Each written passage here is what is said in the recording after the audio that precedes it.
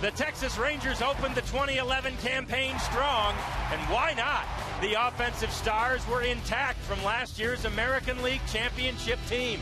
But after Josh Hamilton broke his arm in Detroit 5 weeks ago, and Nelson Cruz went on the DL, the Rangers have relied on the strong arms of their rotation, including tonight's starter Alexi Ogando, to keep them atop the AL West. And tonight, Cruz and the reigning AL MVP return to the lineup as the Rangers host the White Sox right now on Fox Sports Southwest.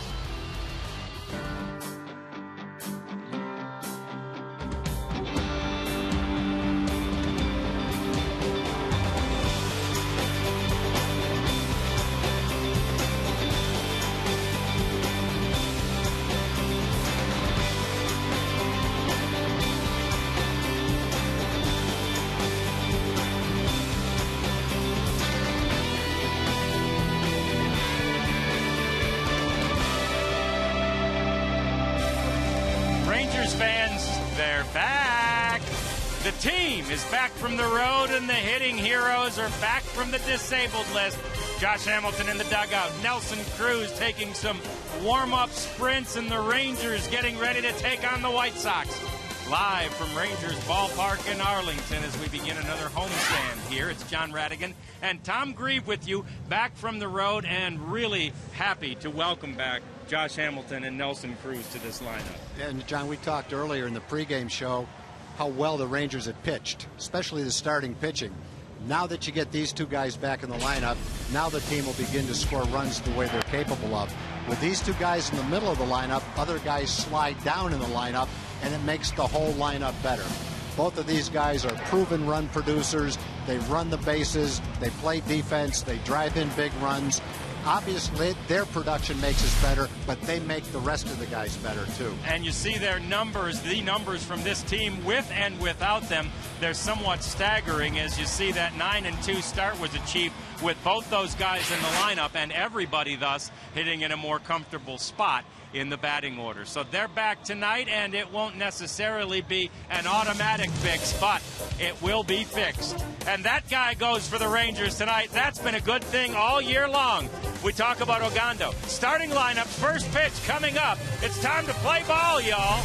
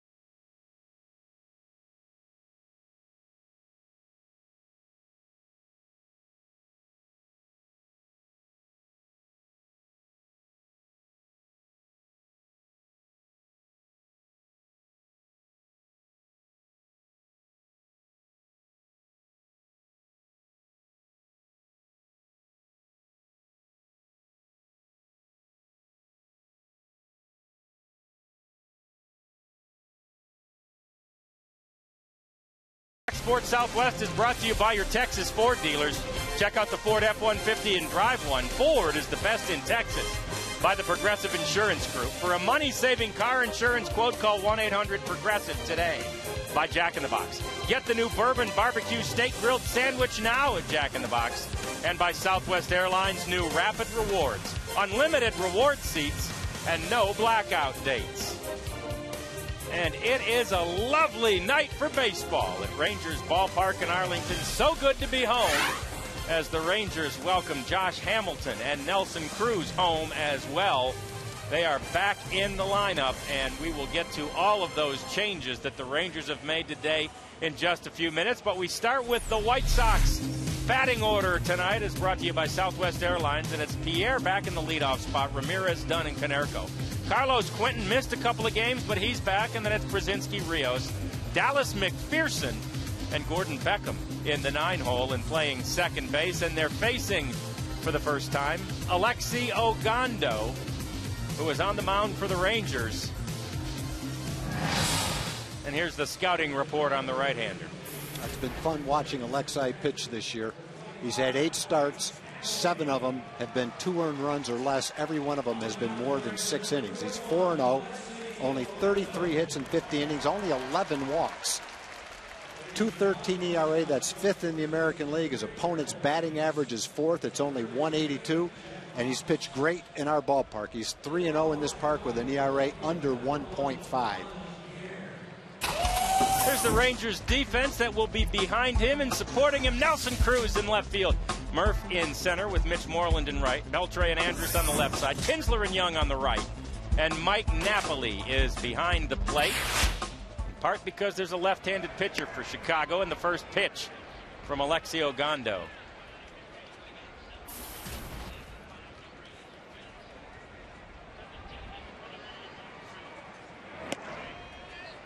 There's a strike from him. Juan Pierre, who actually sat out one of the games that the Rangers played against the White Sox last week. They were toying with moving him down to the 9 spot in the rotation.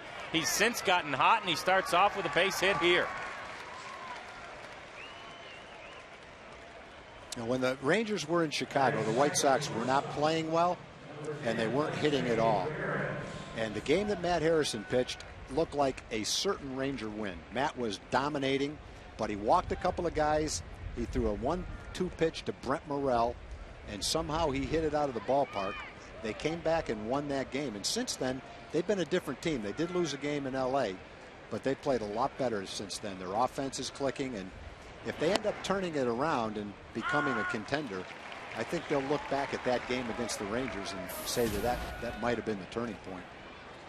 It was an emotional victory for them. They were 5-12 at home at the time. They are 5-1 at home since then. They get to 10-13 on the year. And the Rangers are back home now too.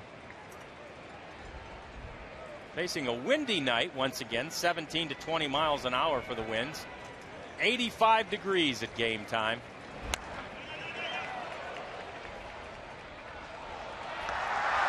And standing in now against Ogando is the American League Player of the Week, Alexi Ramirez, who hit .417 and had 6 doubles with 9 batted in those 7 games. So Ramirez, too, has gotten hot since the Rangers were in Chicago a week ago. That's why they call him the Cuban Missile. Yeah, only Ozzy can get away with that. Guillen nicknamed him that.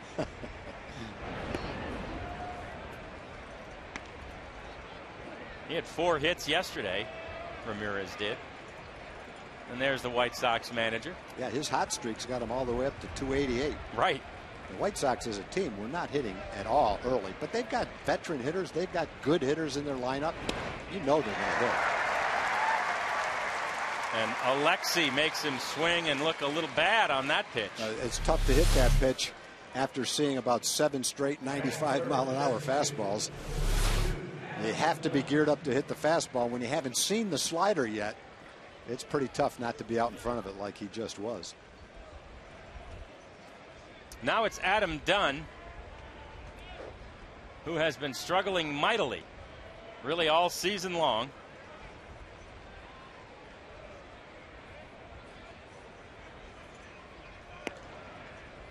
First pitch to him misses. Dunn, 58 strikeouts on the year so far. That's first in the American League.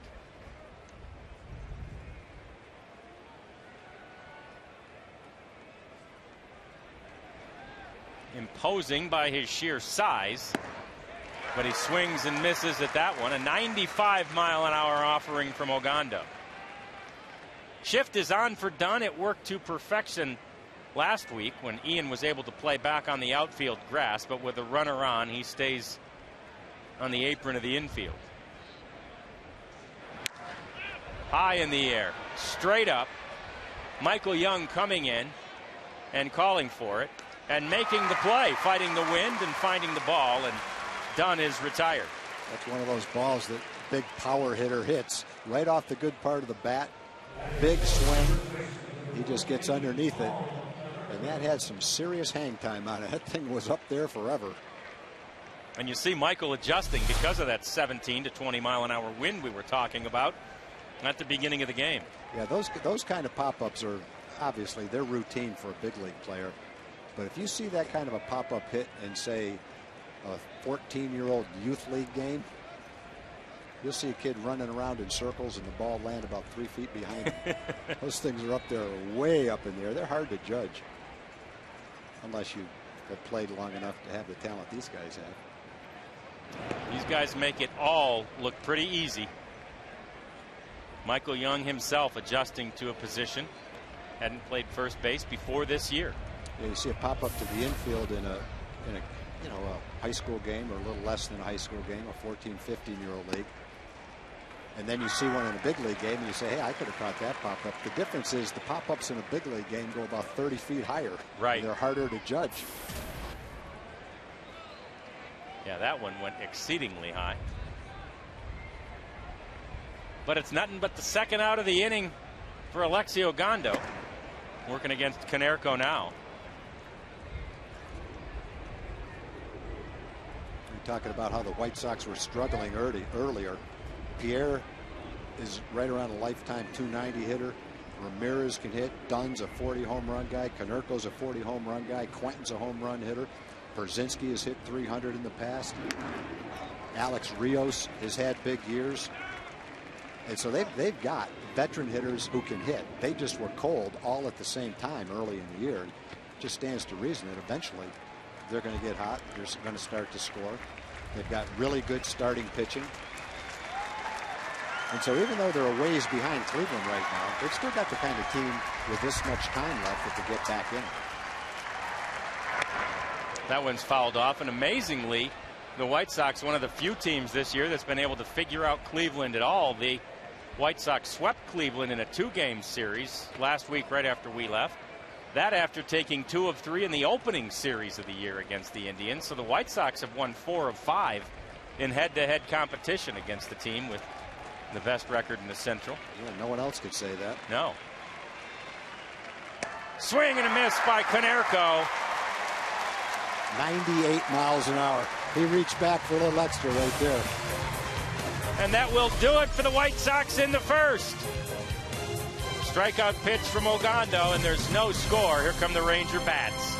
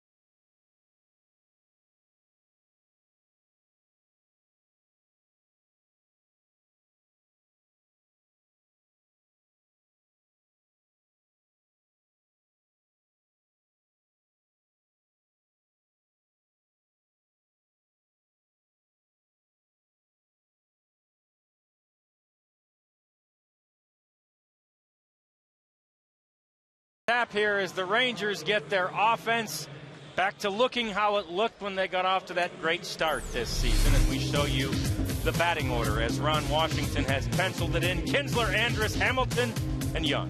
Beltre, Cruz, Murphy, and Mike Napoli, with Mitch Moreland, no less than Mitch, who has 7 game-winning RBIs in the 9-hole. And facing John Danks, the Texan lefty. Here's the scouting report. Well, don't be fooled by the 0-6 record. This kid's a lot better than that. Even the 4.32 ERA says that.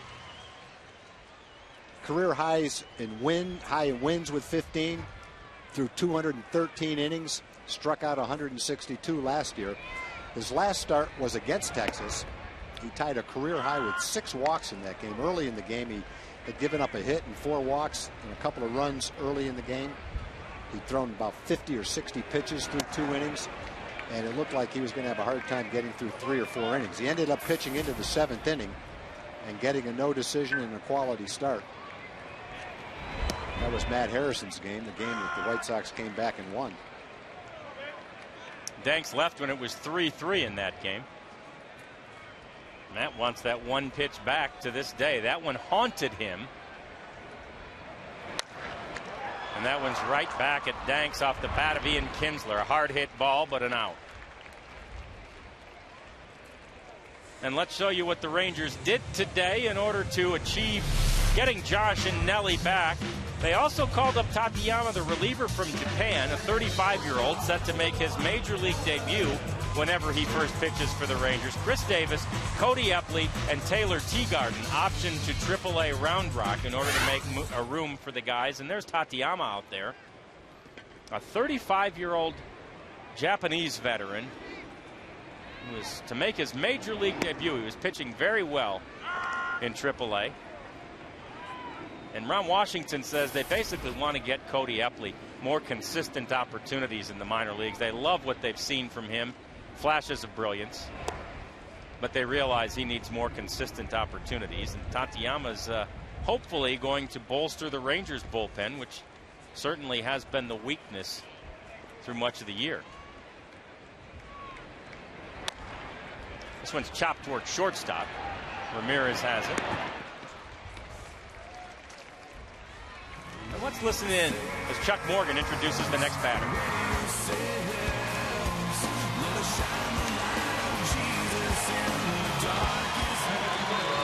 The designated hitter, number 32, Josh Hamilton.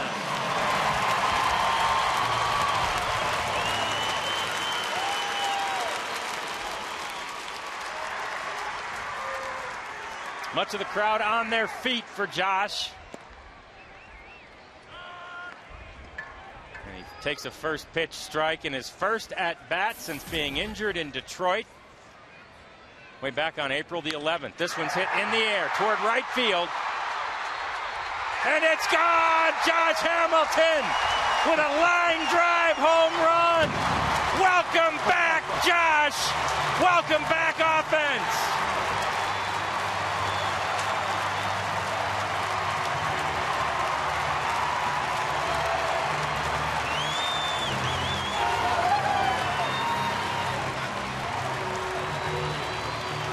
You want to see some air pumped into the lineup.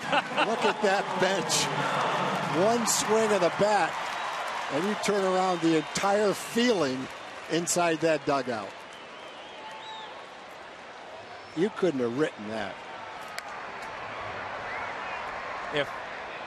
If Hollywood had tried to write it any better than this, it would have been called too unbelievable for the big screen.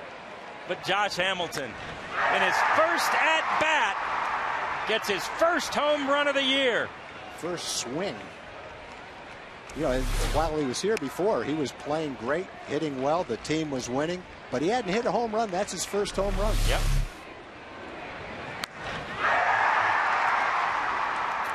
It's his 8th RBI of the year. He had 7 of those, and you see it didn't even quite reach the seats. Hit on a line out of here, and now Michael Young slices one down the right field line. That's in there for a base hit. It's rattling around in the corner. Michael Young headed for second base. He's rounding second and headed for third. Here comes Michael standing up at third base.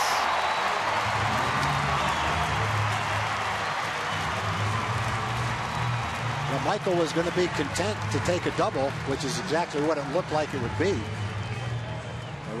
We're going to get a look in a minute and see what happened to Quentin down in the corner.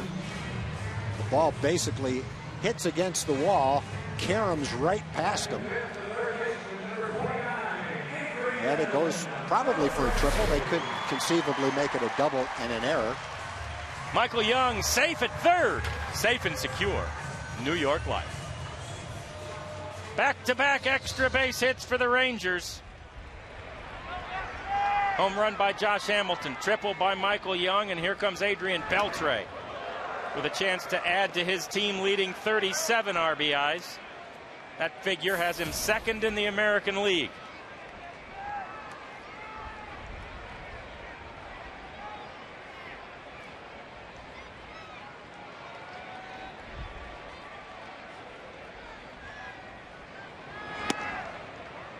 That one's in there for a strike from Danks. So it's 1-1 to Beltre.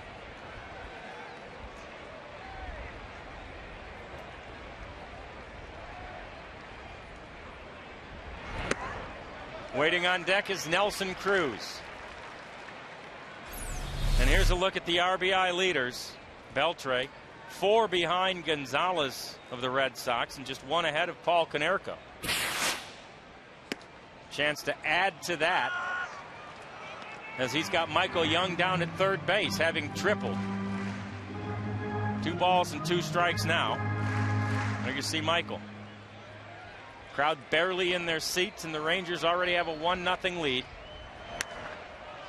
And Adrian hits this one high in the air. Alexi Ramirez in shallow left field makes the play.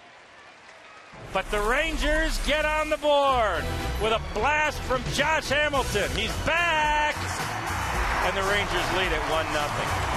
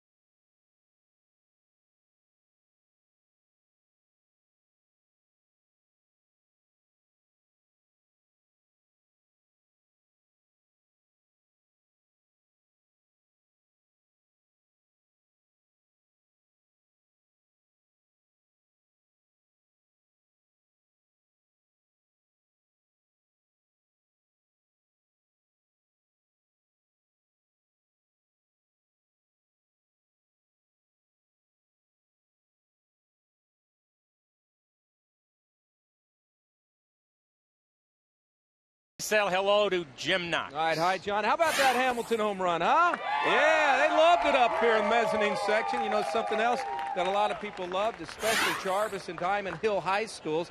They were part of the mentorship program provided by the Texas Rangers Baseball Foundation. In fact, they got to watch batting practice this evening, and they're up in a suite, 20 students, due to the Texas Rangers Baseball Foundation funding that mentorship program. You find out more, log on to texasrangers.com/foundation.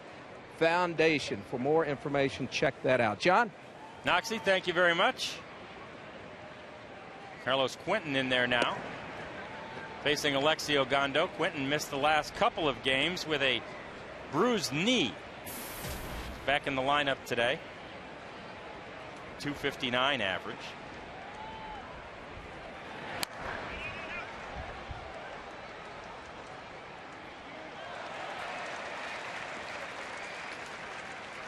And now Alexi's ahead of him, 1 ball, 2 strikes.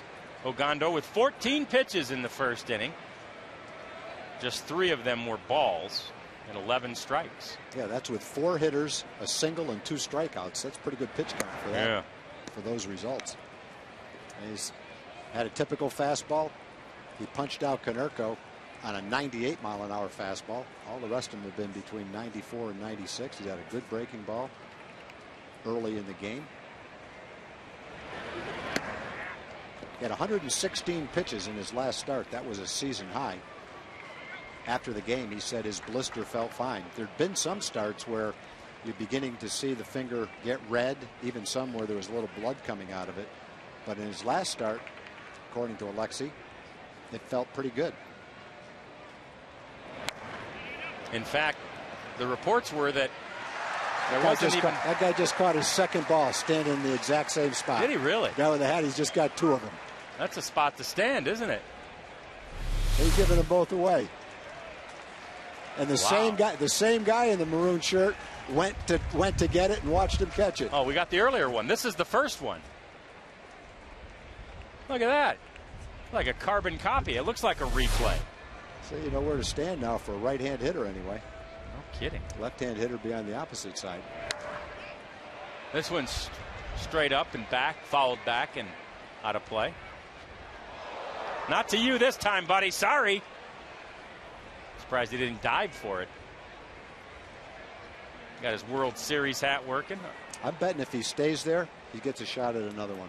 He's in prime location right there. Ogando's throwing 95 miles an hour. A lot of right-hand hitters. They're going to be swinging in a way that fouls off a lot of pitches, and they'll probably be going right in that direction. Walk to Quinton, and we say hello to Emily Jones. Well, guys, Josh Hamilton still learning what his body can handle physically. He says he only knows one way to play, and that's how to play hard, but he's trying to balance that with playing smart. It's such a fine line. I mean, because when you're in action, you're in the midst of doing something you need to do to help the team win. All that goes out the window, and you just think about doing that. Season's getting later. You know, I'd like to stay in there for the rest of the year. Josh Hamilton with tonight's Geico quote of the game. Obviously, Josh already making an impact in his first at-bat with that home run. John, quite a birthday present for you, huh? Yeah, just having Josh and Nellie back was going to be a pretty nice birthday present. Emily, thanks much, but a 1-0 lead on the homer from Josh Hamilton helps make it just that much happier a day. Long way to go, though. Rangers with a 1-0 lead, and another great catch by a fan. That's a young lady out there, and I'm telling you, she caught it on the fly. Do we have that one to watch her? Look at this, Tom. She's played some softball. There was no doubt Guaranteed. she had that one. her guy friend, whether it's her husband or whoever that was with her, was as happy as she was. He wasn't going to catch it, that's for sure. He's diving under the seat. She rears back and catches it. Good for her. In the air to right field now, and coming on is Mitch. He's got it. And it's the first out of the second inning. We talked about Ogando having an opponent's batting average of 182. That's the 4th best in the league. His ERA is the 4th best in the league, 2.13. He's also 10th best in the league in walks per 9 innings. Coming into the game, he'd walked only 2 batters per 9 innings. You've got a young, hard-throwing pitcher in his first year as a starter, and all his numbers are terrific. Great command. He's pitching deep into ball games. He's missed 1 start because of the blister problem, but it doesn't appear to be bothering him now. No, he's been using a paste that's applied to the blister every day that helps toughen the skin, and he's also been taking glycolic acid, which helps reduce or quicken the rate at which skin cells, dead skin cells, leave. This one's popped up to Elvis. He fights the wind and makes the play. And that's the second out of the second inning. So the paste and the glycolic acid seem to have really helped Alexi manage the blister problem. And as Tom said, 116 pitches last time and no ill effects at all. He got some advice from the guy sitting next to the former president there. the current president and CEO of the team, Nolan Ryan. I think they might be talking about this topic right now. I think Nolan's showing George W. talking about the blisters that he used to get when he pitched. You know, the president used to pitch for the Yale freshman team. He told me one time about a game. They were losing to Williams College 13-1. He was warming up in the bullpen. The coach came out, pointed in his direction down the right field line. He started to walk in. Then he realized the coach was pointing to the second baseman to come in and pitch. He said it was right then and there he realized he was not going to be a major leaguer. Better start concentrating on his studies. Ian over to Michael, and they get one. Boy, that was close. Yeah. Ian wanted to flip that ball to second base, but I think he got off balance, decided he had to throw it to first, and almost pulled Michael off the bag. They get McPherson. Sides retired. 1-0 Rangers. Bottom of the second due.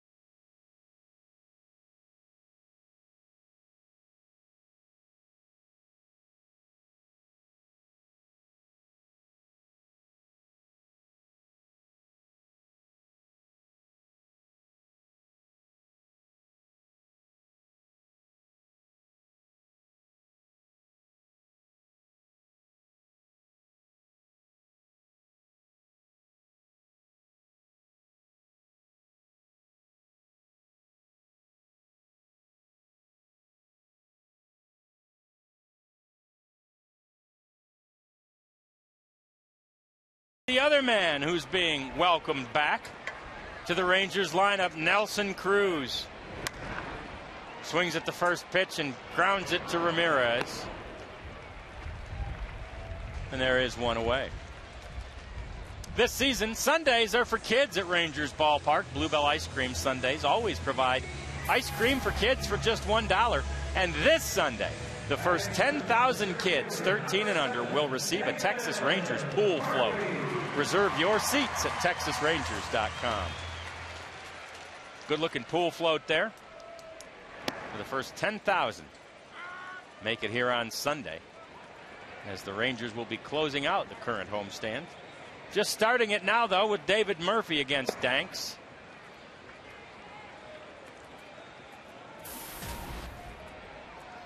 David 3 for his last 9, had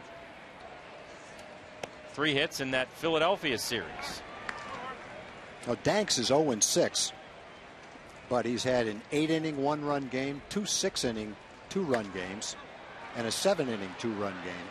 So he's had 4 games of at least 6 innings where he's given up 2 earned runs or less and hasn't won a game. So even though it may not be his best start, it's been a lot better than 0-6. Hasn't gotten a ton of run support either, as Murph hits this one towards first base. Konerko takes it himself, and the Dallas Mavericks and Oklahoma City Thunder are playing Game 4 tonight in Oklahoma City, and Fox Sports Southwest will be there immediately following the game with Mavs Live. Highlights and analysis. Fox Sports Southwest and Mavs Live is your home game, your home after each and every Western Conference Finals game.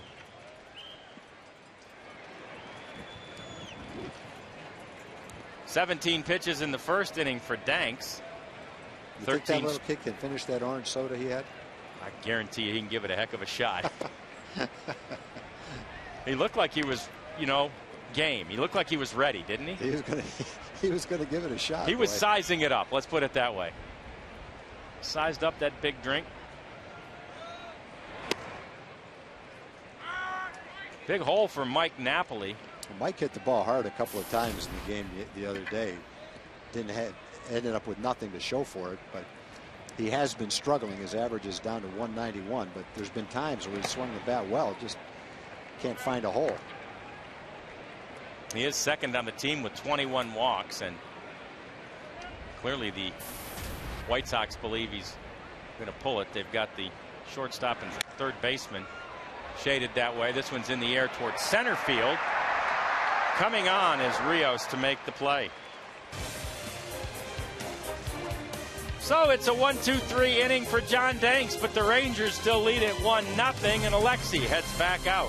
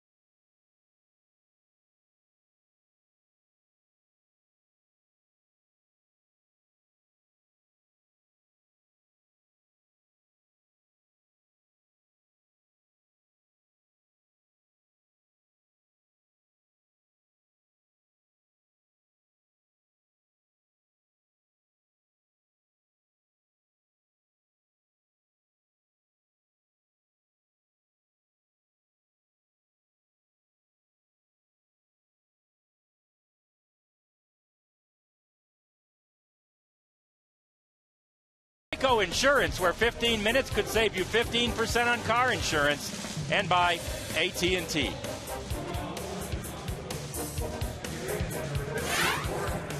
There he goes. All right. He's getting after it.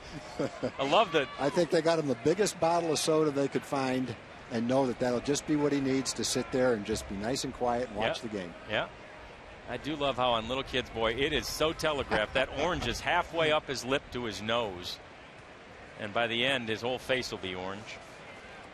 Try to keep an eye on him. Ninth place hitter now is Beckham as he faces Ogando and swings at the first one. Alexi had 15 pitches in the last inning. 8 of them were to Quinton. Quinton wound up walking, so he needed only 7 pitches to retire Brzezinski, Rios, and McPherson.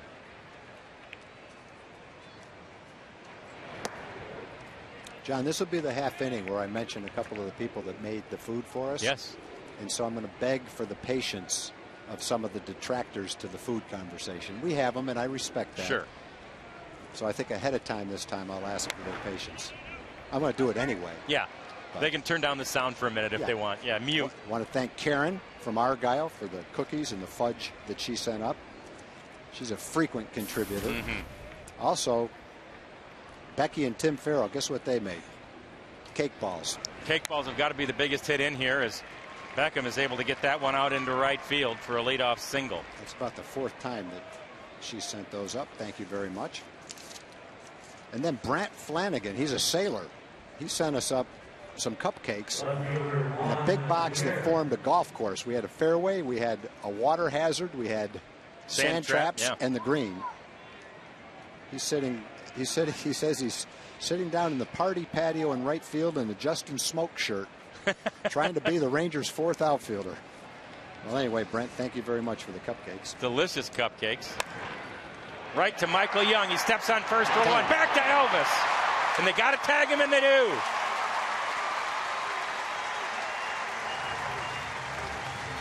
Yeah, just for the people that may not know this, if you catch the ball like that at first base and throw it directly to second, it's a force out.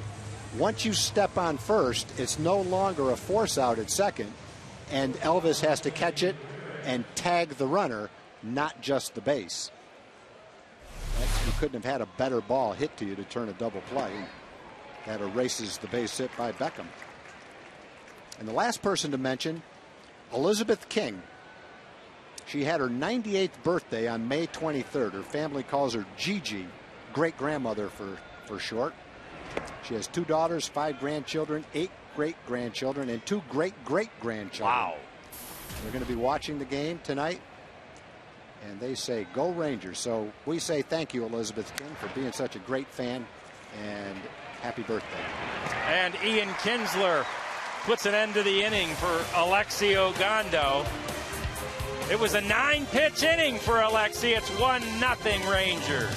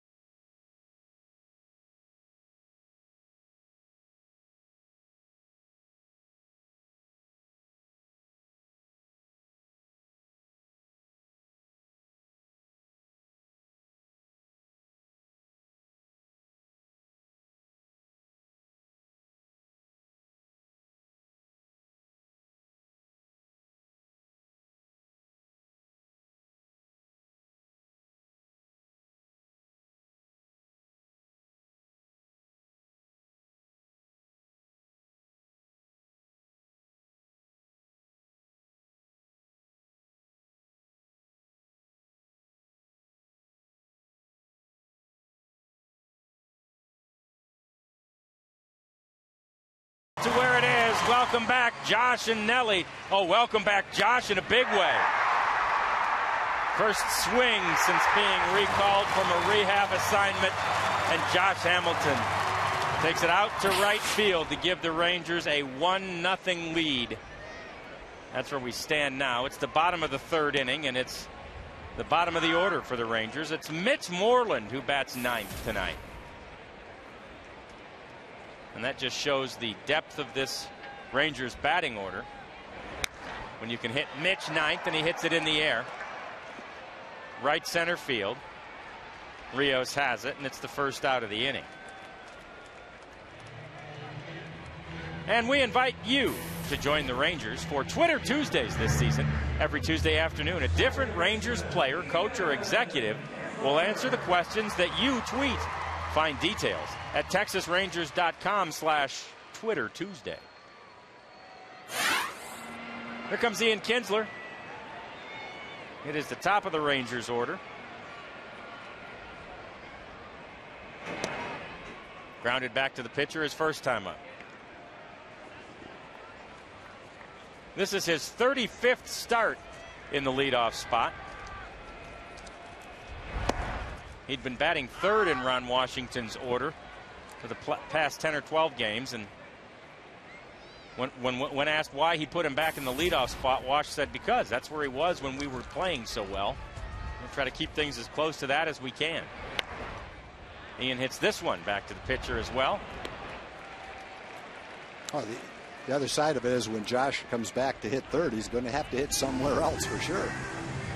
Absolutely right. And we go to Emily Jones. Well, guys, you've always heard that hitting can be contagious, but the Ranger pitchers are starting to believe that pitching might be contagious as well with the quality starts that they've gotten, especially on this most recent road trip. And Matt Harrison says it's definitely rubbing off on each other.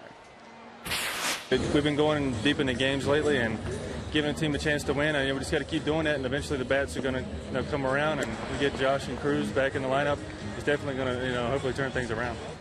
And that does seem to be one thing that this pitching staff continues to echo. As long as we do our job, they know these bats are going to come around. But as you know, hitting can be cyclical at best. Tom Grieve, I know that players always say that the hitting can come and go, but if the pitching's there, that's what wins your ball games. No doubt, Em. And when the hitting's great, you win. And when the hitting's not great, you can win if you have great pitching. And we've had a couple of graphics today that have shown how well the Rangers starters have pitched over the last 10 days, especially 2.02 ERA. There's a walk to Elvis. Yeah, and Ron Washington will say that every time. Here comes Josh, and he'll get another ovation.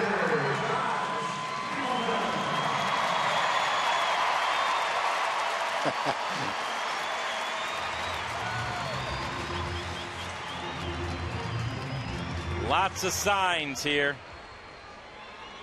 for Josh and Nelly.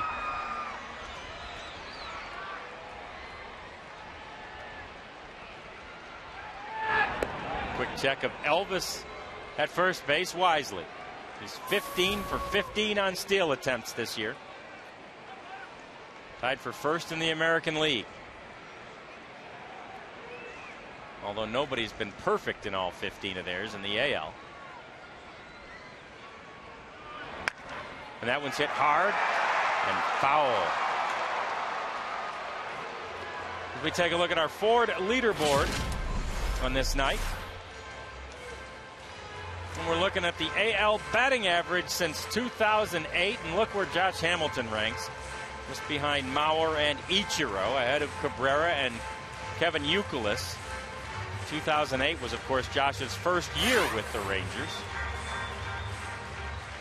And it is good to have him back.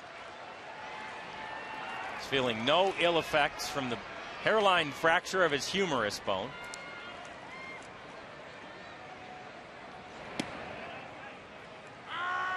And he takes a strike from Danks.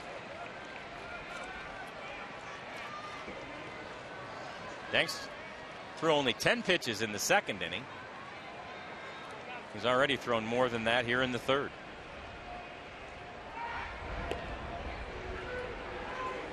Every team that the Rangers play right now knows that Elvis has been the best base stealer in baseball. And so they're going to keep him close. Even with Hamilton up, he's a threat to go.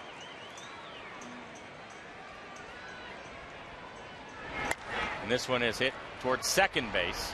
Up with it is Beckham. And that will do it for the Rangers in the third. Josh is retired for the first time tonight. Rangers still lead it. Thanks to him, though, it's 1-0.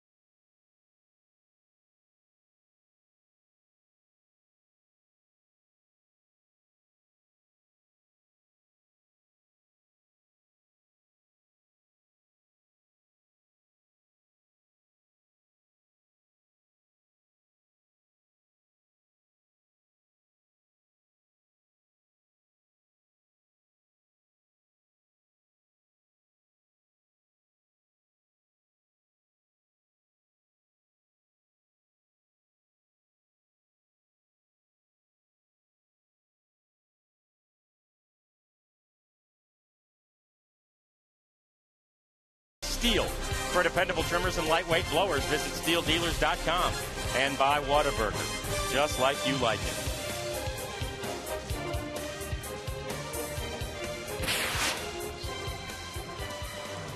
I'm in HD. Look at this kid. You are in HD, and you look good, young man. You're also in a big hat. Yeah. If it was 3D, we'd really see that hat. But it's HD, and we see it well enough. And imagine how big Adam Dunn would look in 3D. Because he looks pretty big in HD.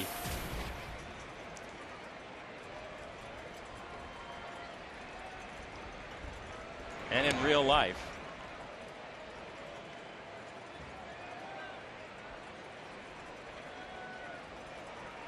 High school quarterback and then former backup quarterback at UT. When they asked him to switch positions, he decided to switch sports instead and went to baseball.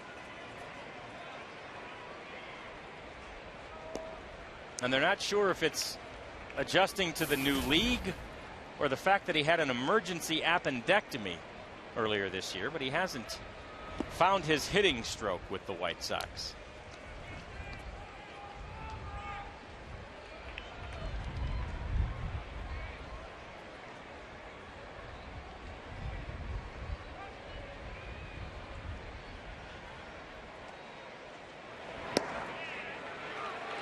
In there for a strike.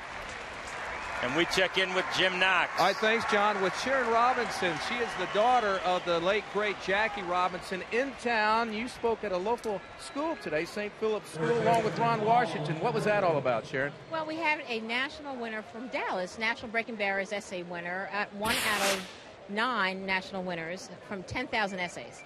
And so Ron and I went there to present him with his laptop and then to talk a little bit of baseball with him. What was the message? The message is that you have to, get out there and keep on trying. It's basically the message from today. That, persistence, commitment, courage, integrity, values for us all to use in life. What do you remember most about your father, Jackie Robinson? Well, I was telling him today, I remember the last baseball game. It was the 1972 World Series when they were honoring my father for the 25th anniversary. And at that point, he said, I'm very proud to be honored, but I'll be even prouder when I can look out there and see a black manager on third base. So I handed it over to Ron at that point to say, Ron, what does it feel like to be a manager in the major league with the Texas Rangers? So it was a nice transition. All right, Sharon, good seeing you. Thank you for the time, John. Noxie, thank you. And yes, Sharon, just a great ambassador to her father's legacy. She does a great job, as is Wash. And every time we see Sharon, we're ultimately impressed with her. We saw her in New York on Jackie Robinson Day, and this one's in the air and in the gap in left center field. Konerko is headed into second base to throw. In time! I don't think you'll ever see someone thrown out going for a double from that deep in left center field. I can't remember ever seeing that. Now, Konerko's not the fastest runner, but this is some kind of play by David Murphy. He's almost on the warning track, turned all the way around, and launches that one-hop throw right on the bag. That is a great play. He's chugging, he's tagging, and he can't believe it. Take one more look at the tag up close. That's just an incredible throw. David Murphy pressed into duty in center field tonight. He's played most of the time in left field since Josh went out.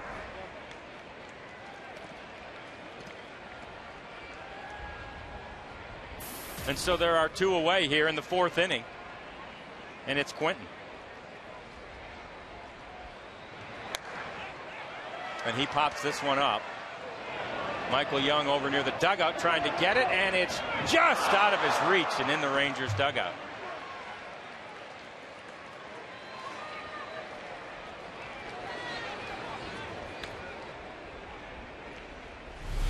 A little smile from Michael. Oh, he was close to it. I don't think Dave Anderson didn't do much to help him. Dave was kind of trapped there. Almost killed himself with that on the Powerade jug there. Swing and a miss by Quinton now at 96-mile-an-hour heat. It's a ball and 2 strikes. You know, in the old days, before those screens, Dave would have been in position there trying to catch him if he reached and fell into the dugout. On that particular one, Dave was just trying to get out of the way.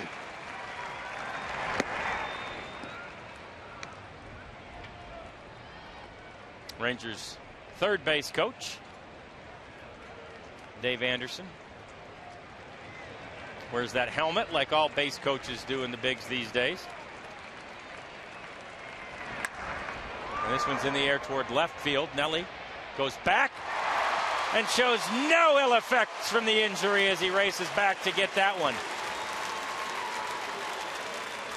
Smile on his face as he comes in. Nelly playing a little defense to help out Alexio Gondo. 1-0 in the middle of the 4th.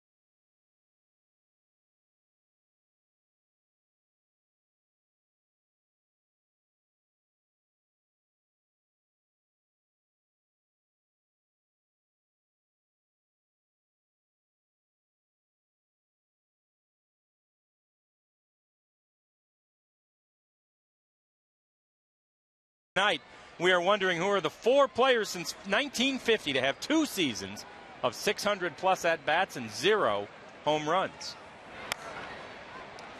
First pitch to Michael Young is fouled off. We'll have the answer to our AT&T trivia question for you in the next half inning.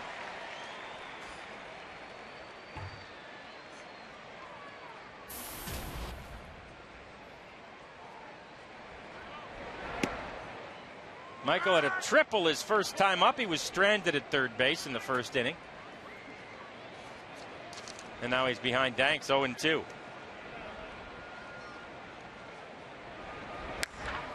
This one is hit into right field as well. This time Michael's stopping at first base. He's 2 for 2 with a triple and a single. I don't think he can hit many more line drives in 2 months than Michael's hit so far this year. Just one right after the other. Both hits tonight on 0-2 pitches. He's trying to throw this ball down and in, and he throws it right down the middle of the plate. It's just a pitch that Danks didn't want to make. And you can see how loud the crowd is here. That's the pitch he was trying to make to Michael right there. The slider down and in. So it's Young at first base with a leadoff single this time. His triple came with a couple out in the first inning. Beltre hits this one toward third. Only one play, and that's to get Beltre at first. So Michael moves on to second.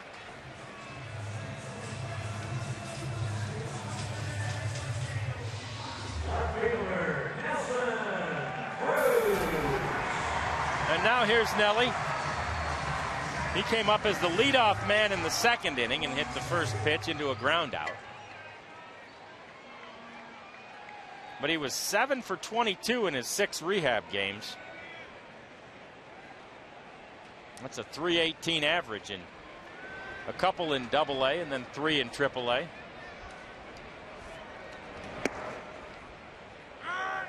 And let's check in with Emily Jones. Guys, the original plan was for Nelson to come back for that 3-game series in Philadelphia, but when I visited him in Frisco early in the week, he said he wasn't feeling too well physically, as far as having a stomach bug or something, sinuses, allergies, different stuff like that. So I think that played into it, and him just wanting a little extra time to get that timing down. So hopefully it will translate here once he gets back in his rhythm. Yeah, no doubt about it, Em, and he sure looked like he was feeling well in Round Rock.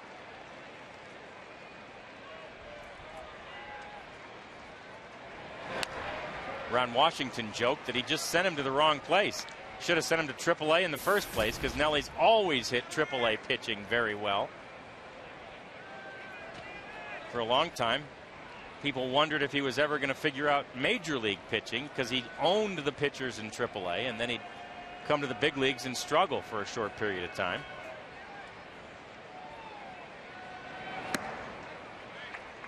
Wash wasn't fooled, though. He used a little visual aid to help everybody understand the difference. He asked one of the reporters yesterday, this was actually in Philadelphia, he said to one of the reporters, turn off that light over there. So he did. He turned off the light. It was completely dark in the office, and Wash said, that's Triple-A. Turn it on. Turned it on. That's the big leagues. Night and day was Wash's implication there. Swing and a miss by Nelly. And Danks gets him.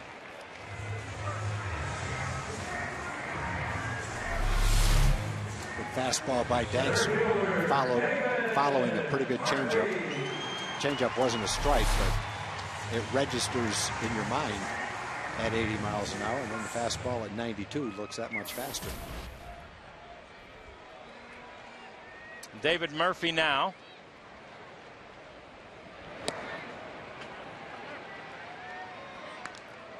He swings at the first pitch from Danks,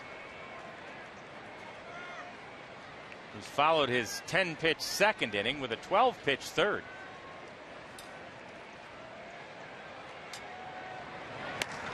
And now this one's hit toward third base. Nice play over there by McPherson. And they get Murphy. So Michael Young's stranded. 1-0 Rangers after 4.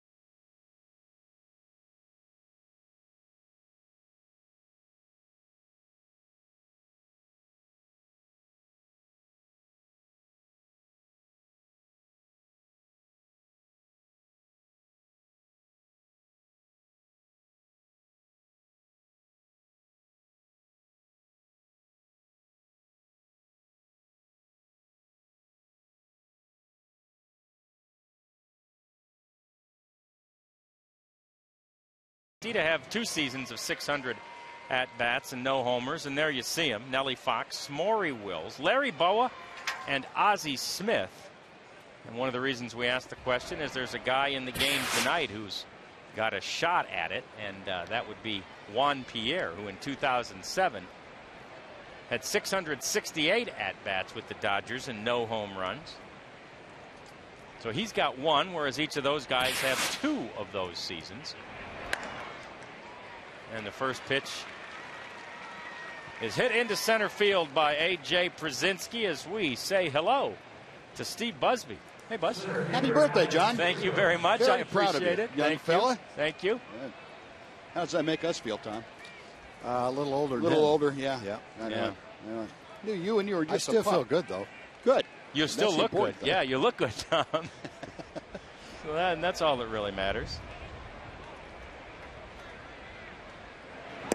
I try to low-key the birthday thing. Last year, I remember, Buzz, you and I were doing Rangers Live. Yeah. And right at the end of the show, somebody came by that knew me and said, hey, happy birthday. And you said, you didn't tell me it was your birthday.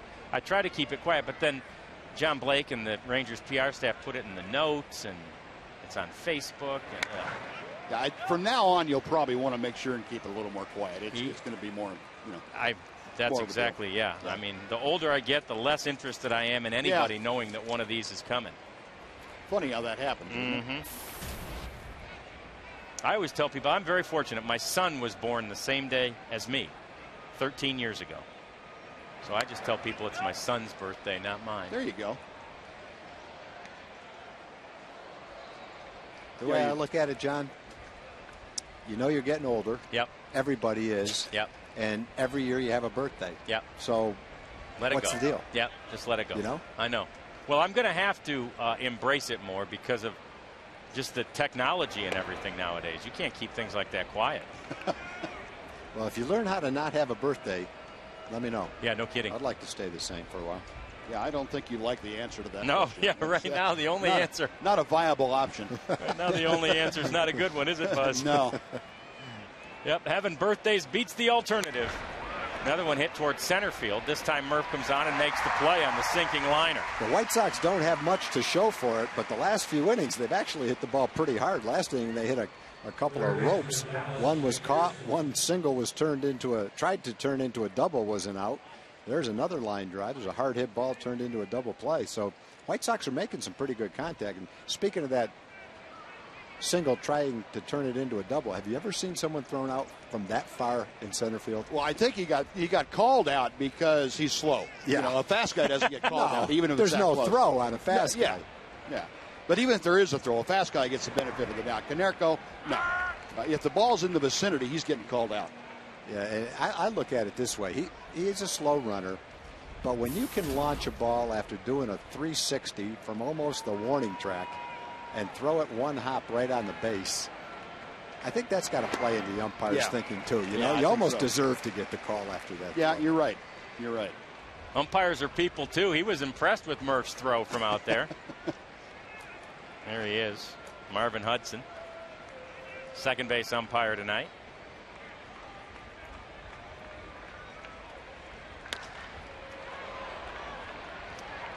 This one's in the air. Nelly Cruz over to get that one too. And it's time for our Brown Hand Center Great Hands play of the game. And since we were just talking about it, why not show it again? The speedy Konerko. And a great throw from David Murphy just in front of the warning track. Good tag applied by Ian Kinsler. And Konerko is out. So a single and an 8-4 on that play. And there are two out in this inning. Buzz, it looks like Alexi's throwing a lot of strikes, but a lot of them are catching the center of the plate, aren't they? Yeah, this is kind of reminiscent to me earlier in the year when the times that he made mistakes, it came back to the middle of the plate. Instead of missing outside to a right hand, to a tail back to the middle of the plate. And his stuff's good. There's no doubt about that. But this is just one of those evenings where the White Sox you have to give credit to. They're swinging pretty good bats. Ian ranges over to get this one. Tough throw. And it eludes Michael. And Beckham's on first base for the second time. On to third goes Przinsky. I think there's a chance that's a base hit and then the error to allow the guy to go from second to third. Tough throw when you're running that far toward the line. Yeah. Infield single, they call it. And an E4 sends Przinsky to third, but he hit that breaking ball right off the end of the bat and had all that spin on it. Wasn't hit very hard. Brings up Pierre, who singled his first time up. Oh, another pitch right down the middle of the plate. As such, called a strike to Pierre.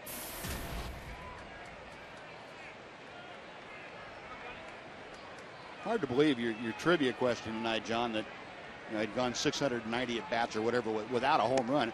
Guy with his kind of speed, that really surprises me. I would think he's got to run himself into a home run somewhere along the line. Yeah, he would think so.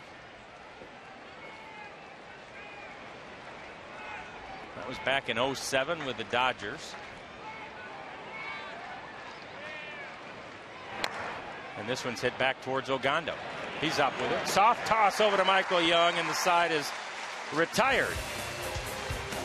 White Sox leave him at first and third. Ogando's out of the inning, 1-0, middle of the fifth.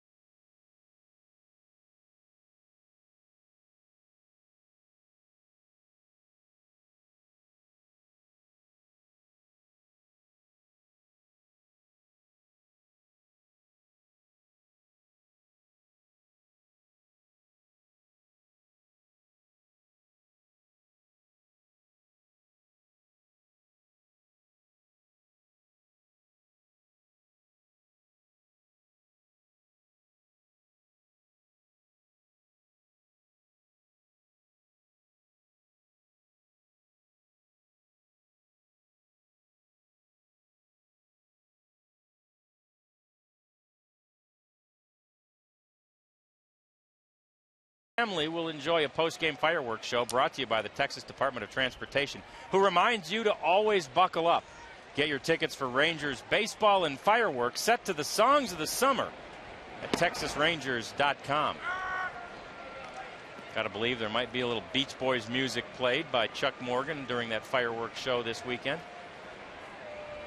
And all those other songs of the summer. I remember they played Beach Boy music. In fact, the Beach Boys played their own music. They were the concert. They didn't go on till after a rain delay and a long game, like about 12:30 at night. They couldn't get the stage out in the outfield because it was soaking wet out there. They finally started to perform, and people had had a couple of drinks, and that's when Jim Reeves got the nickname the Dancing Bear. He was out on the ledge. He went outside the window of the press box and was dancing on the ledge. No kidding. To the music of the Beach Boys. Yep, the Dancing Bear. Boy, I would like to have seen that. Oh, it was a memorable night. Classic night. If they started at 12:30, they must have played well into the night. Yep, they did. 2-2 to Napoli is fouled off. And right over off the press box near where Jim Reeves is sitting tonight. Revo's here today. We don't see him at every game anymore, but he's here today somewhere in there. In that press box, which just took an incoming foul ball. Our friend is still over there too, Tom. That was just over the guy who caught two earlier in the game. He's waiting for a third. There's the dancing bear. No idea we're talking about. No, he's like, what would they possibly be saying about me? Any publicity is good publicity, Jim. Swing and a miss. Mike's down on strikes. Buzz, would you say John Danks is one of the better 0-6 pitchers you've seen? Yeah, I would think so, Tom. Stuff has been good. I thought the game that he pitched against the Rangers in Chicago, that he really showed something coming back from as tough as it was early going. Yeah. Rangers let him off the hook, and boy, he really responded well. And that takes a very mature pitcher, I think, a guy to come back and do that after really stinking it up for an inning or two. I agree.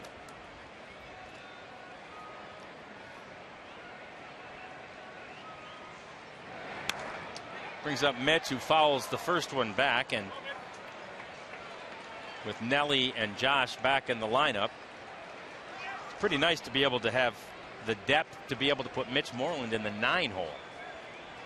Seems like forever ago that we were able to see this lineup. It's nice to see again. Mitch hit ninth a few times early in the year, and everybody was marveling about having a guy of that quality hitting down the 9 spot. Well, here it is again, and I hope this is one we see for the rest of the season too. Josh told Emily earlier in the show that he, definitely wants to stay healthy for the rest of the year. Says he won't change his style of play much, but he does concede he might start sliding feet first a little more often. Foul ball off of the hitter there. That's encouraging to hear. That's probably a pretty good choice at this point, isn't it? I would think so. We'll see how that gets put into practice, though. Yeah. First time there's a close play, and I'll believe that when I see it. Well, he did. He hedged his bet a little bit by then saying, depending on the situation, if the situation calls for me to slide head first, I'll probably wind up doing that. This one's hit hard to second base. Beckham has it. And it's the second out of the 5th.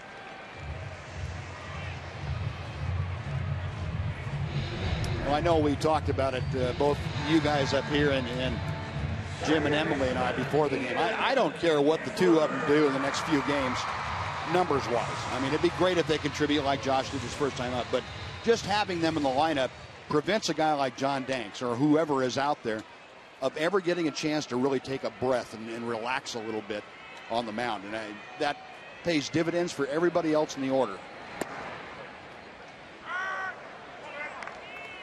There you see Josh over there, waiting in the Rangers dugout, doing what he can to keep ready for his designated hitter duty today. I kind of sent out the warning during the pregame or maybe the open. They're not necessarily going to do it right out of the gate here, and what does Josh do but hit a home run right out of the gate? So, well, he's a little bit different than most of the folks that we have a tendency to watch. He's unique. I remember the game last year when his second game back in September after missing 25 games, he went deep once and almost went deep twice, and it's not a surprise. I mean, it just, ho-hum.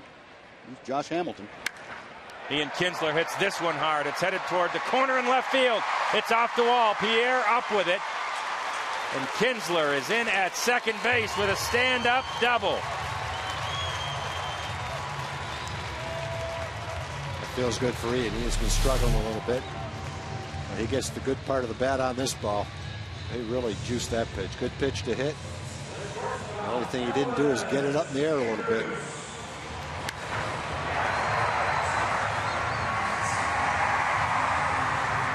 Easy double for Ian, gives Elvis a chance to knock in a run, something he does a very good job of, batting with men in scoring position. Ian was 2 for 26 on the road trip, so nice to see him back in the leadoff spot. Nice to see him hit the ball hard and a line drive to boot. Elvis Ramirez has it, and that's going to do it in the 5th inning for the Rangers. They still lead it. It's 1-0. Buzz, Rangers Live. We'll see you then. Talk to you later. Thank you.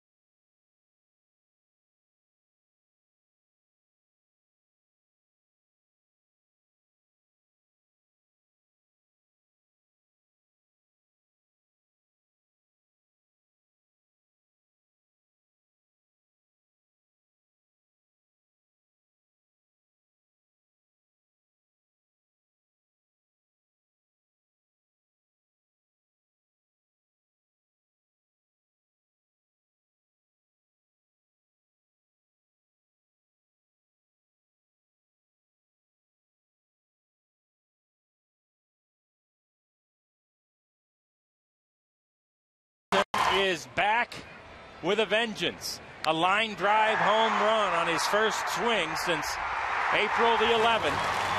And Josh Hamilton gives the Rangers a 1-0 lead. Our Corona Extra line score shows you that it stays there. And there's the first out of this 6th inning as we check in with Jim Knox. All right, thank you very much, John. Look, we have here Vijay Singh, pro golfer in town, of course, for the Byron Nelson. We'll be playing in that this week. But I didn't know you were a baseball fan. Are you a baseball fan? I watch it as much as I can. I love the playoffs, but whenever I'm near a ballpark, I try to go. Okay, you won the Nelson back in 2003, beat Nick Pricer, so you like that course, right? Yeah, you know, Byron, I knew Byron when he was alive, and what a great man, and I love this golf course. I love the tournament. I think they've been really, we've been very fortunate that they've kept it going for so long, and, you know, hopefully I can pull this one off. There you go. Well, best of luck. Enjoy the rest of the game. Thanks, BJ. All right, thank you. All right, Jot. All right, Noxie, thank you. Really bumping into some pretty famous people down there tonight. Sharon Robinson earlier, now Vijay Singh.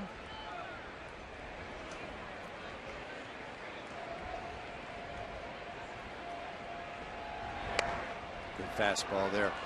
I think in the three middle innings of this game, the 3rd, the 4th, and the 5th, Alexei had a good fastball, but a lot of them were catching the center of the plate, and they hit a couple of balls hard. Most of them were caught. One of them was turned into an out anyway.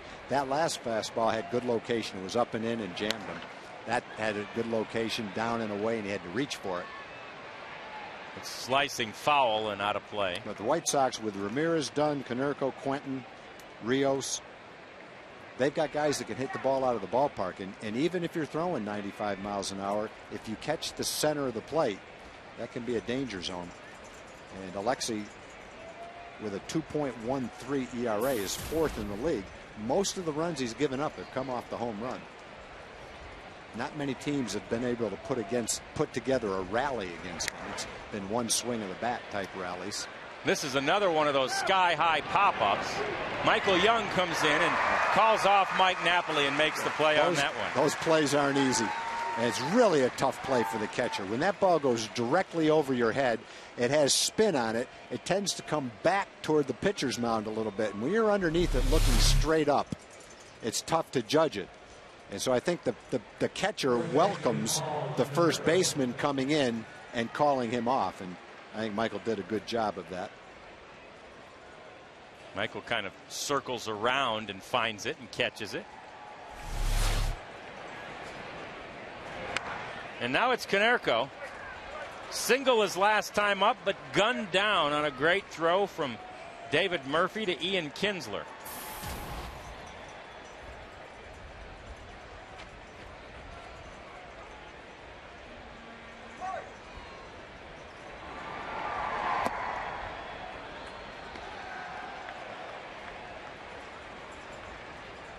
A pretty good changeup right there. Wasn't a strike, but it was a good pitch. 2 starts ago, Alexei threw a lot of changeups. His last start, he didn't throw quite as many. It's kind of a work in progress, and I think there's some games where he's got the feel for it and has more confidence in it. But eventually it could become a very important pitch for him.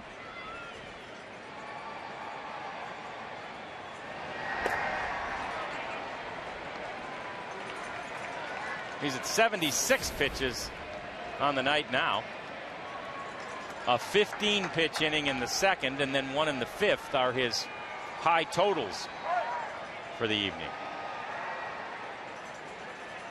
But it's 3-1 to Konerko. That one misses. And let's show you where he is by inning. 3rd inning was obviously great, but every other inning pretty much right in line with what his average is.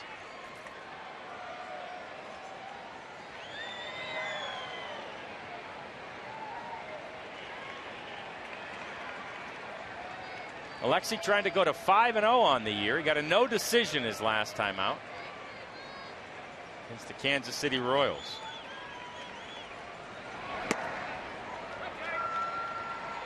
Powers that one in at 95, and Mike Napoli goes out to chat with him. Yeah, this is one of the guys you got to be careful, because Quentin's swinging the bat pretty well tonight. He's walked, and he's lined out to left field. Hit the ball hard, but Cruz ran down right at the warning track. They have to make good pitches here. And that's what Alexi's trying to do. He tried to do it to Konerko. He just missed with him. When he missed, he didn't miss toward the middle of the plate. He missed slightly out of the strike zone. There's a good slider. Quentin looking fastball all the way. He's going for a 2-run homer right there. Instead, the slider comes in at 82 miles an hour.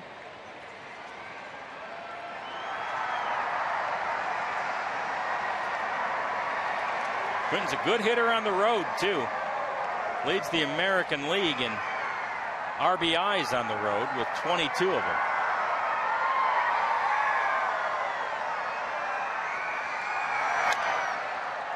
And this one's popped up. Stay in here. It's foul. Michael Young can't quite get it. And that shows you how tough those pop-ups can be. There's even more in play over there with the wind and that short wall and fans. Yeah, that's a ball where Michael had time. He just got too far in front of the ball and couldn't reach back for it. Ian had gotten himself over there too. It's 1-2 to Carlos Quentin.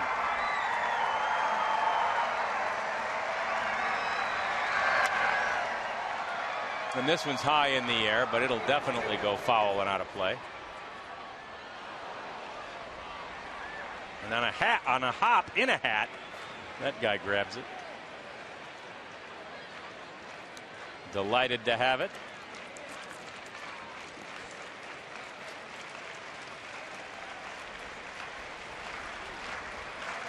And now Quentin gets back in.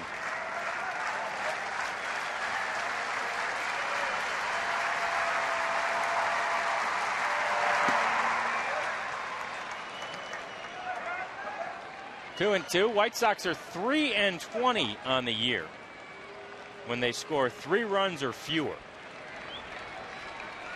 And they're 18-6 when they score 4 or more.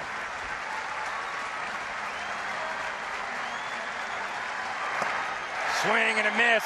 Good pitch. Alexi got him on strikes. And the White Sox strand one at first. There you go. Strikeout swinging. It's 1-0 Texas.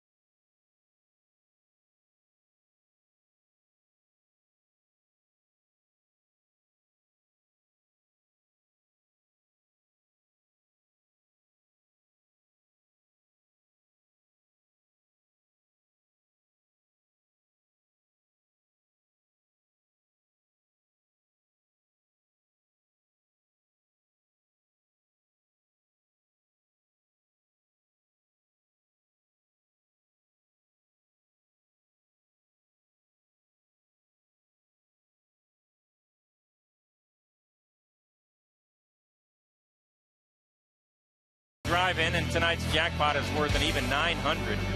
Plus dinner for 2 at a Sonic Drive-in. Tonight the Rangers are hitting for Eugene Havron from Arlington. If a Ranger hits a grand slam in this inning, Eugene Havron from Arlington gets $25,000. You can register at any North Texas Sonic restaurant.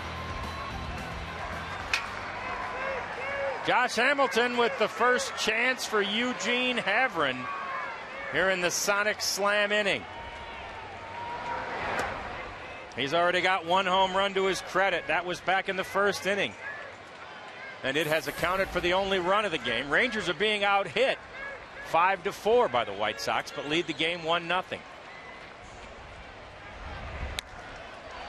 Josh hits this one in the air towards center field. Coming on hard now is Alex Rios.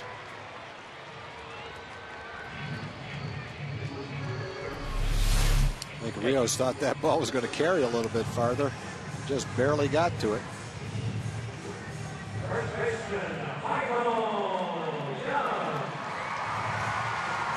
Wow, a little ice cream cone for Alex Rios.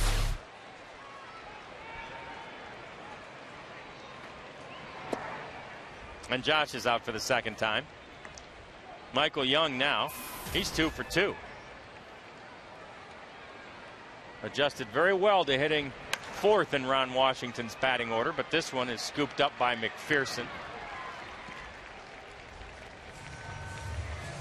And there are 2 away. Hey, Sunday, a tornado damaged homes and took the lives of many in Joplin, Missouri. One of the best ways you can help in this disaster is to text Red Cross to 90999. By doing that, you donate $10 to the American Red Cross Disaster Relief. We support and applaud those efforts and encourage you to do the same.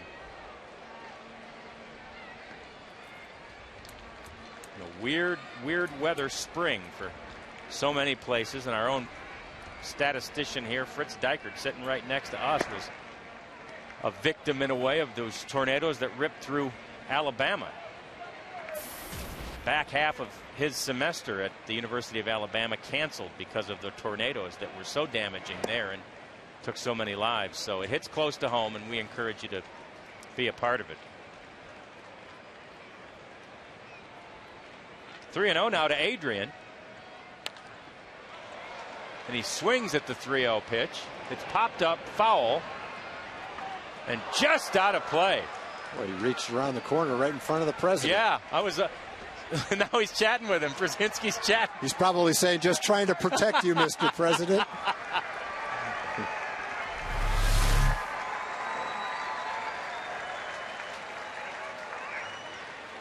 Is that Ruth Duggan? He says, "You all right?" Yeah, says, "You all right?" Nice try by Brzezinski. There you see. Oh, Nolan ought to bring a glove to that seat. No kidding. You wouldn't think behind that screen that one's going to hook around back there, but it did. And it's a walk to Beltre.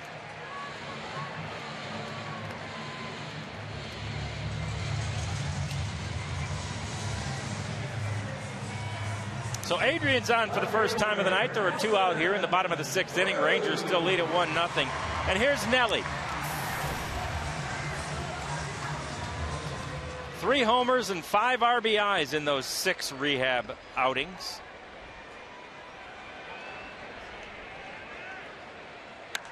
And he hits this one high and deep. Left field. Gone! A home run for Nelson Cruz. We've got a Sonic winner, Eugene Havrin. $900 plus dinner for 2 at a Sonic drive-in.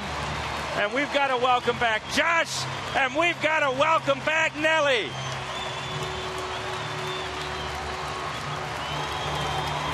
I don't care how long you've been in the big leagues, how many home runs you've hit. When you hit one after coming back like that in a game like this, you can't help but smile. And, you know, we mentioned it when Josh came back into the dugout. Just the lift that brings to that clubhouse and that dugout, you can't measure that.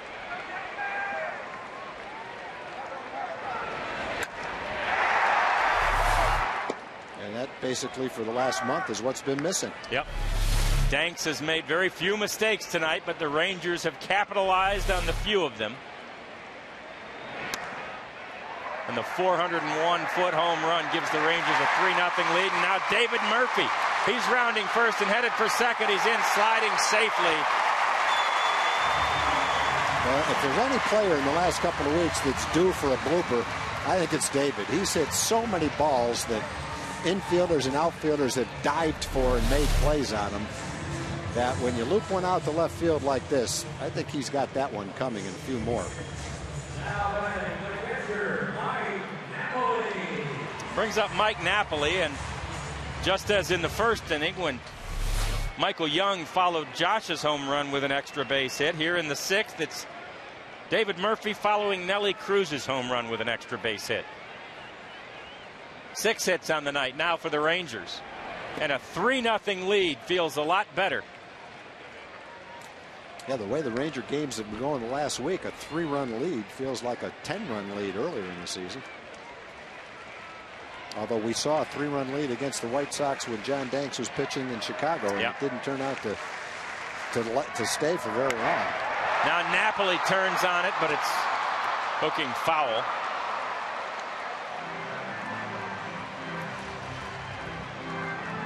That 3-run lead in Chicago with Matt pitching great looked like a safe lead, but when you've got a veteran team with a lot of power hitters in it, no small lead is safe. And the Rangers know that. Yeah. And ironically, it wasn't one of their power hitters that wound up taking the ball out of the yard that night. That's it was right. Morel. Hadn't walked, hadn't hit a home run. No.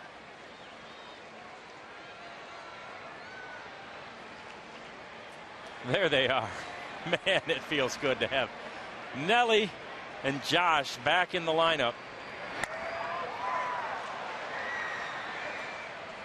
Ron Washington's thinking, I knew I had to get those guys back while they're hitting home runs. Each guy had been hitting the ball well. Yeah. Nelly'd hit a home run in something like 3 straight games. That's right. Wash is saying, come on, bring them back here.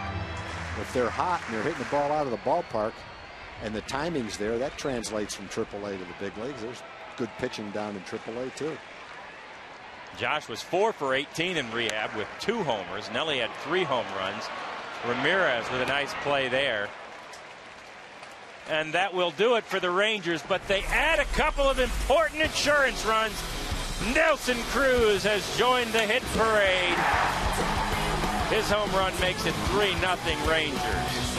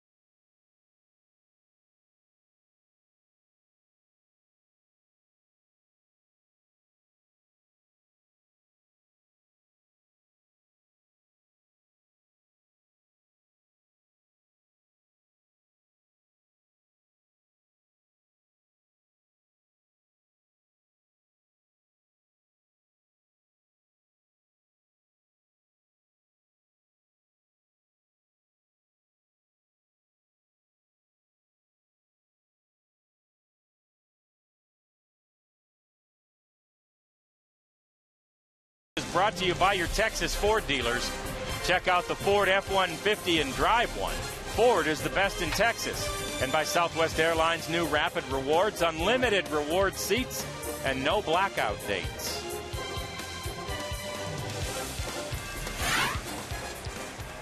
And there you see him, Nelly Cruz, with a home run to stake the Rangers to a 3-0 lead. Alexio Gondo back in there, and there must have been a nice catch right in front of us here. Cheer from the crowd. 7th inning now. It's A.J. Przinsky, who couldn't quite make the catch in front of the president and his wife, Laura, and Nolan and Ruth Ryan.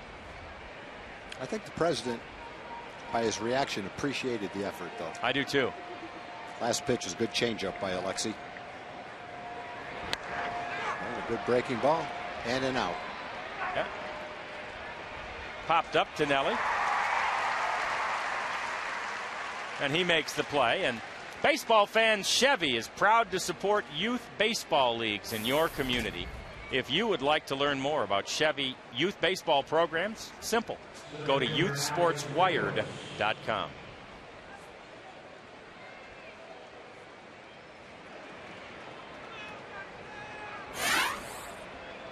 Now it's Alex Rios,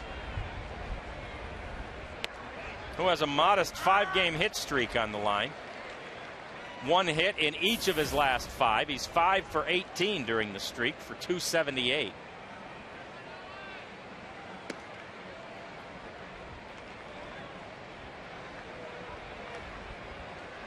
And so far, Ogando has been able to limit the White Sox to just 5 hits.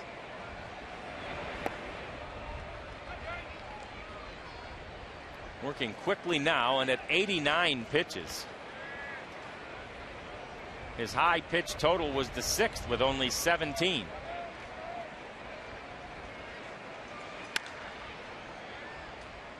Grounded foul by Rios.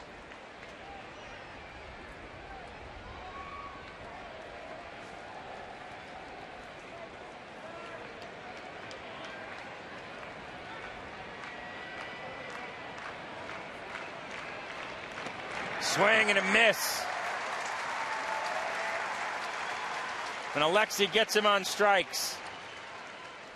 You know, all the questions about Alexi coming into the season as a starter were, could he pitch deep into a game? Could he throw 100 pitches? And what would his off-speed pitches be like?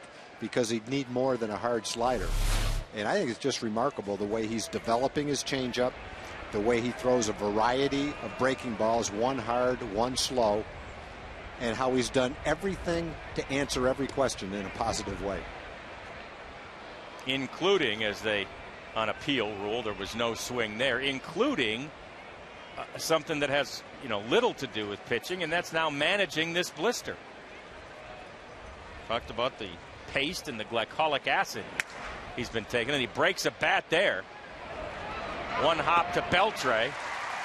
And it's a 1-2-3 inning. 10 pitches that time for Alexi. He's excited as he leaves the mound. Rangers lead it 3-0. We're in the middle of the 7th.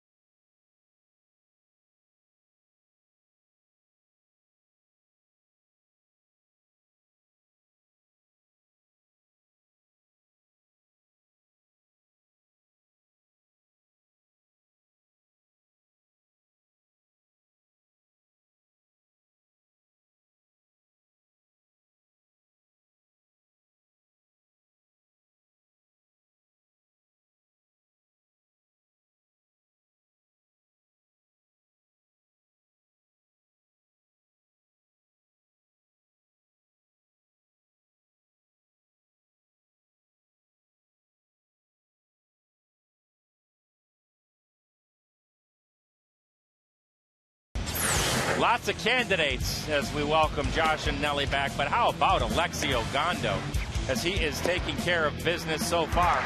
allowing just those 5 hits to the White Sox. He's walked 2 and struck out 4 at this point in the game. And there's the last out of a 10-pitch 7th inning for Alexi Ogando, our Jaguar performer of the game.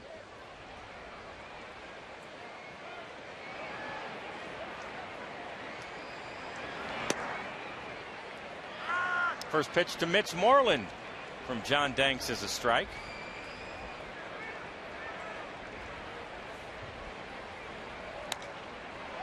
And Mitch hits this one in the air to center.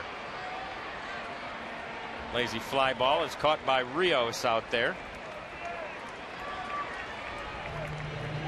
It's the first out of the 7th inning, and it brings up Ian Kinsler.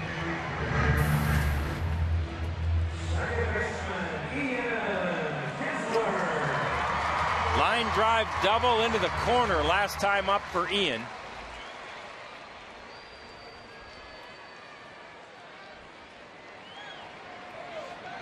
Who is a much different hitter at home than he is on the road. 300 at home.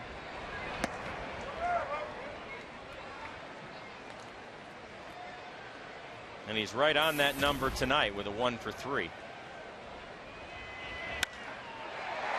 Make it 2 for 4. Ian Kinsler is on first base with a 1-out single. That's a good sign right there. The last 2 balls he has ripped line drives into left field. Didn't get underneath them and pop them up. Good swings, sharply hit balls.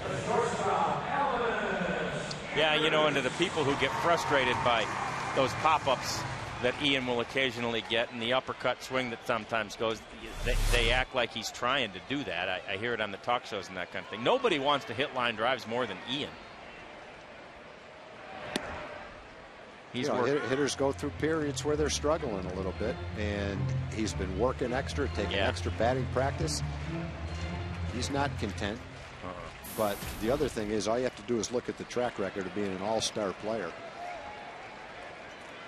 And you know that a hard worker who's young and athletic will play through this. It's just, you know, it's a little stretch that's not fun to go through, but when it's all over and done with, you'll look back and hopefully say, I learned something from it.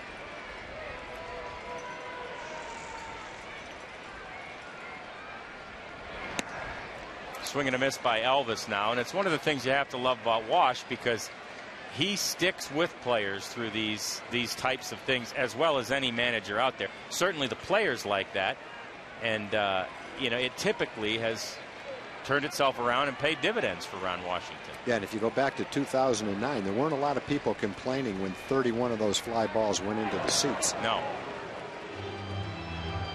When you steal 31 bases, hit 31 home runs, hit 32 doubles, score 101 runs. You know, you can pop up as much as you want.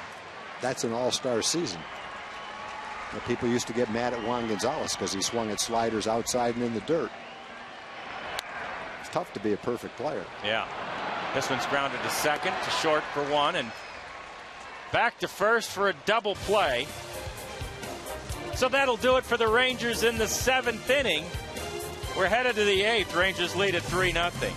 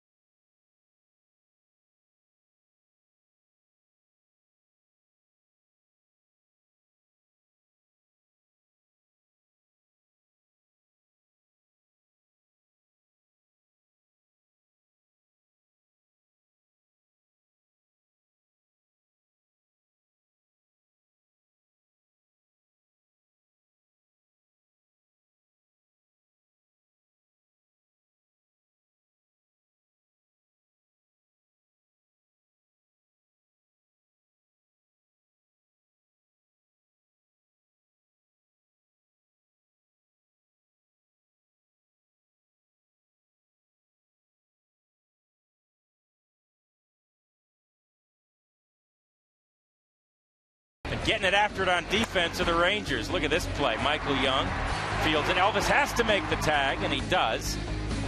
And then Nelly Cruz showing no ill effects from the injury as he runs down that fly ball. Southern Comfort getting after it on defense. How about the Rangers? 3-0 now. And there's a different vibe at the ballpark with Josh Hamilton and Nelson Cruz back. But not a lot different, Tom, about Alexi Ogando tonight.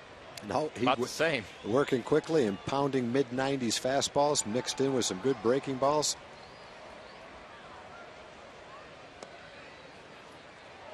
A pretty good pitch there. 62 strikes, 33 balls.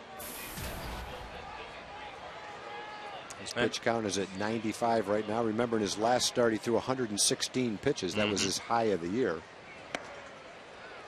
And of the 5 hits that the White Sox have managed, as you see the bullpen out there, Arthur and Mark Lowe, of the 5 hits so far, Gordon Beckham has 2 of them.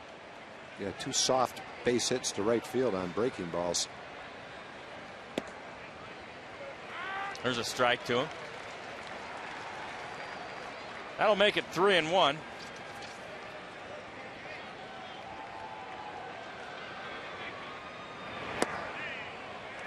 And he walked him. And let's say hello again to Jim Knox. All right, thanks, John. Time for the progressive fan of the game. It has to be Erin Morton. Big-time Ranger fan. She comes to the game with a net. It happens to be her birthday, so here's the bag, here's the shirt, here's the hat. What do you have to say, Erin, huh? Thank you. I'm just so happy Josh and Nellie are back. Here celebrating my 29th birthday with my sweet husband. There we go. Could have gone to Chunky Cheese, but here at the ballpark. Good to have you. There we go. Happy birthday. John. How about that? We're both 29. I'm just 29 again.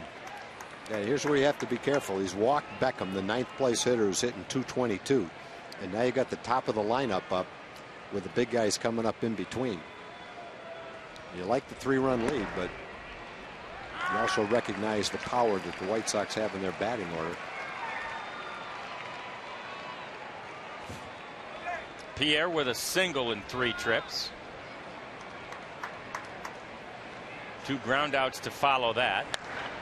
And this one's in the air towards right center field. Mitch Moreland has it. And that's the first out of the inning. Follow the Rangers with MLB.com at Bat11, the app for your iPhone, iPad, Android, or BlackBerry. Get live audio, pitch-by-pitch tracking, video highlights, and more. Text at BAT to 31826 or visit TexasRangers.com for details.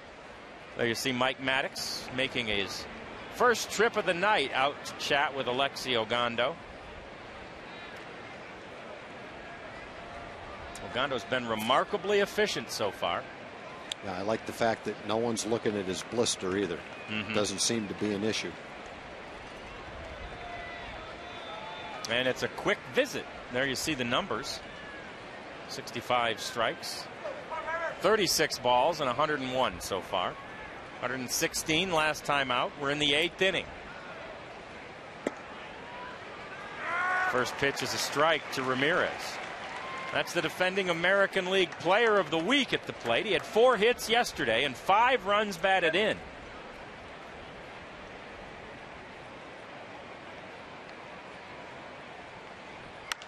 And he hits this one toward third base. Beltre to Ian Kinsler for 1. On to Michael Young. It's a double play. And Alexi Ogando is out of the inning. And the Rangers still lead it after a 10-pitch inning, 3-0 in the middle of the 8th.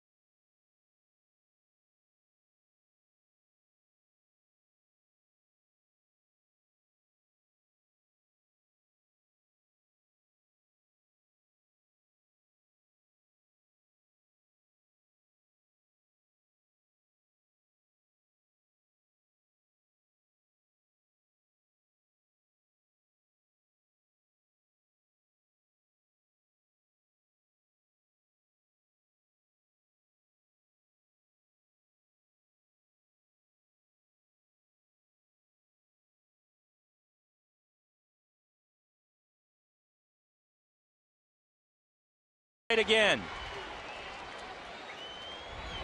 Rangers with a 3-0 lead, thanks in part to his home run in the first.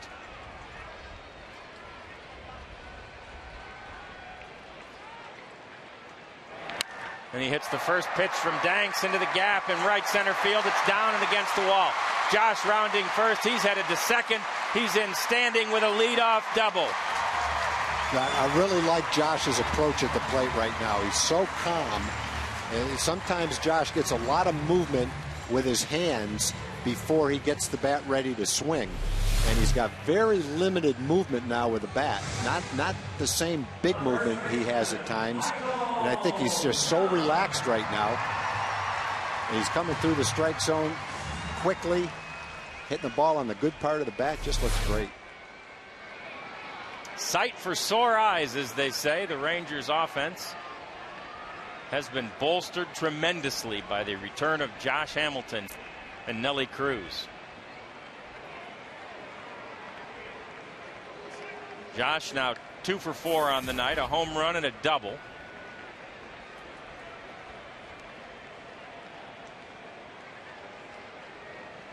And going back to before he got hurt, it's a 9-game hitting streak at the big league level. Michael pushes this one out towards right field, but foul.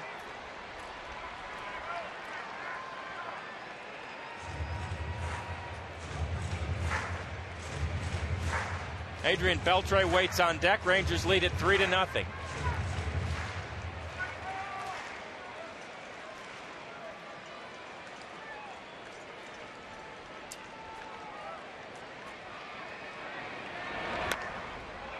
Michael hits it in front of the plate. Pazinski off with the mask, hurries the throw to first base, and he's safe at first.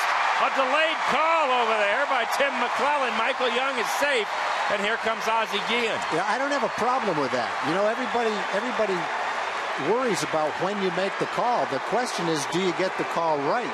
And I think what Tim did, Tim just looked at the play, digested it, wanted to make the right call, and then decided he was safe. Apparently Ozzie didn't have too much problem with the explanation. You know, I don't think the timing of the call is the issue. I think it's whether you're right. And I think he beat the ball out. Looking to see if he catches the ball.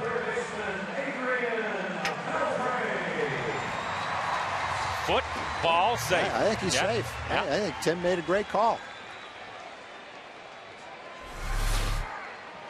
So they're at first and third with nobody out. Josh is over at third base. Michael's at first, and here's Adrian Beltre.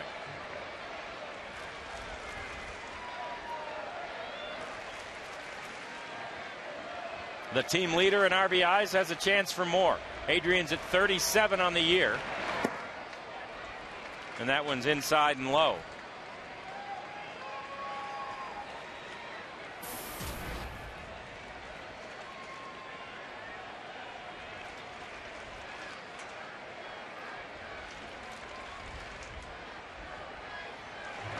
Adrian's a .295 hitter in his career against the Sox. That's in 53 games. And he's 0 for 2 tonight with a walk in the 6th.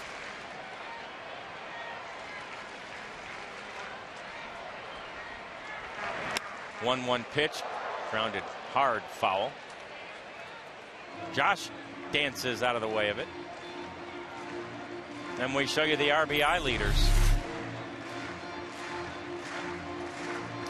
Adrian stays ahead of Konerko and behind Gonzalez, but has a chance here.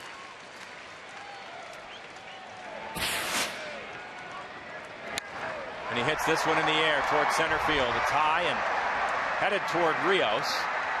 He gloves it. Josh is tagging and coming home, and it is an RBI for Adrian Beltre on the sacrifice fly.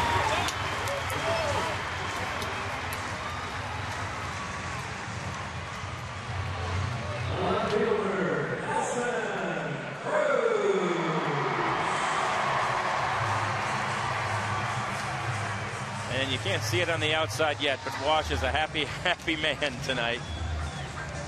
You know, he's had to manage this season without his closer for a couple of weeks, and without his two power hitters in the middle of the lineup for a good part of the season.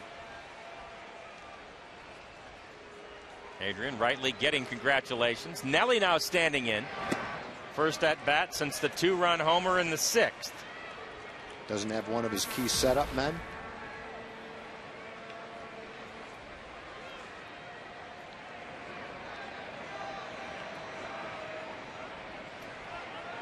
You think what Darren O'Day has done for the club late in the game the last few years, not having him has been a major loss.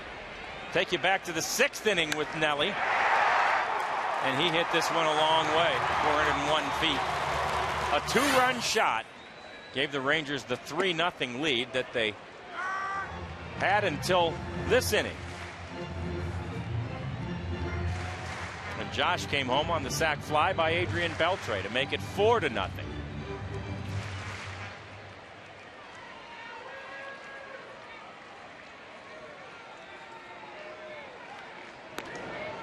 Throw over to first base, and Michael is back safely.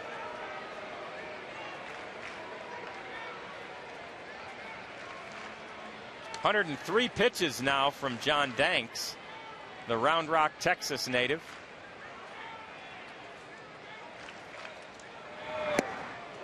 A swing and a miss from Nelly.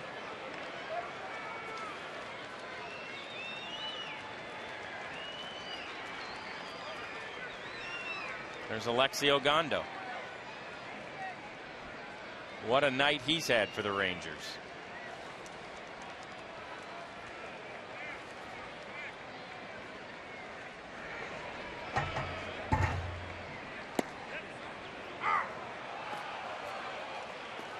He calls him out on strikes, and we say hello again to Emily Jones. Well, guys, plenty of great stuff to talk about in the post-game edition of Rangers Live, and Steve Busby and I will be here to break it all down for you. We hope you'll join us after the game for the post-game edition of Rangers Live. Looking forward to it, Em. Thank you very much. David Murphy, double last time up. Michael Young is going, and he is caught. They picked him off, and it goes 1-3 to 6, and the Rangers lead it. They add to the lead. It's 4-0 after 8.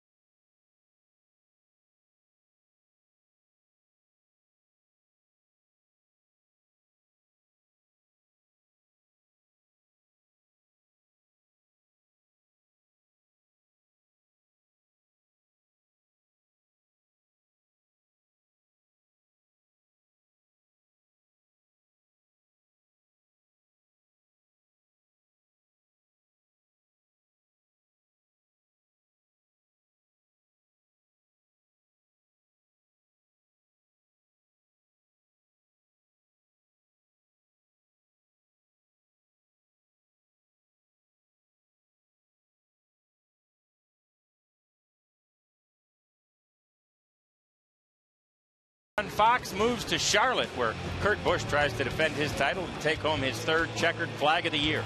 Coverage of the Coca-Cola 600 begins Sunday with the pre-race show delivered by Pizza Hut at 4:30 in high definition and on Fox. And we've got some defensive changes. Craig Gentry is the new center fielder. That'll realign the outfield now with Nelly moving to right and David Murphy in left. There's Murphy out in left field, and Mitch Moreland stays in the game. He moves to first base. And Alexi Ogando stays in the game. There's Mitch at first. And Ogando starts Dunoff with a foul and a strike, and that's strike 2. I think just another example of Ron Washington pushing the pitchers. Easy to take him out with a 4-run lead, 104 pitches in the 8th inning. Not the way we operate anymore. Push them. Get that extra inning. Go for the complete game. Yeah, we actually talked to Wash about that philosophy when we were on the road, and we said he said he doesn't feel like he has to push him anymore because it's almost become standard operating procedure. That's to a good go. point. They expect it. Yeah, to go one more inning or one more pitch, and that was something that Nolan Ryan brought in when he became president of the team. Even if it's one more out, it's one out that the bullpen doesn't have to get.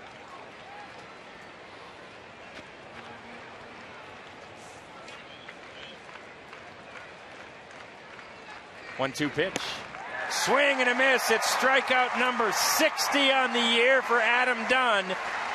Number 5 in the game for Alexi. And here it is, the 9th inning, and he's throwing 96 miles an hour. No contest. See you later. 108 pitches. Could Alexi Ogando pitch deep into games? Well, here's the answer.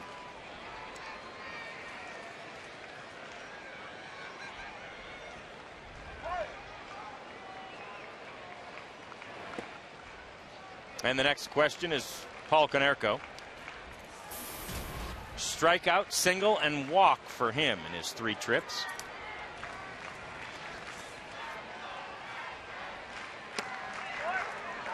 And there's a strike. Their 95-mile-an-hour pitch.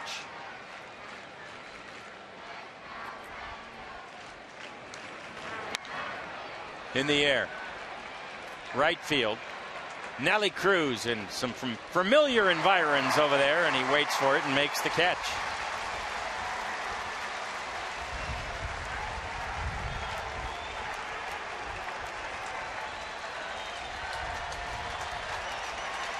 And the Rangers have 2 outs here in the 9th inning. 1 out away from Alexi Ogando. And a complete game. Going for back-to-back shutouts. Shut out the Phillies yesterday, 2-0.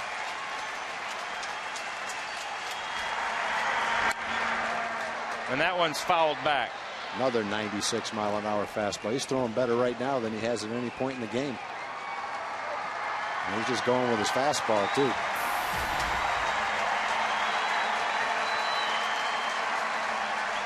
Of course, Alexi's never had a complete game and never had a shutout as a starter, but he's got a chance for both here.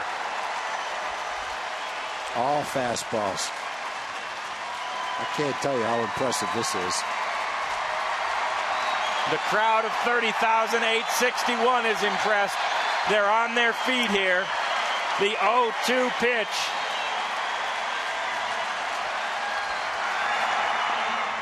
Just misses.